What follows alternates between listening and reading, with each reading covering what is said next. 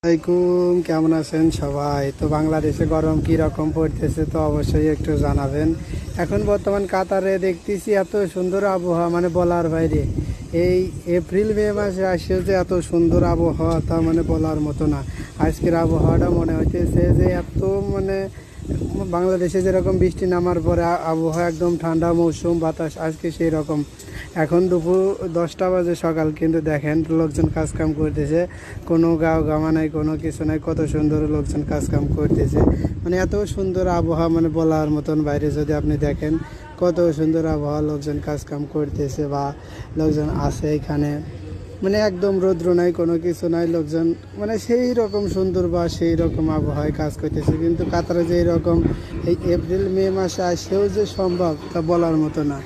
এই যে লোকজন কাজ কাম করতেছে এখানে, এখানে বড় বড় বিল্ডিং, মানে এখানে কাতারে হচ্ছে সবচাইতে সুন্দর একটা জায়গা।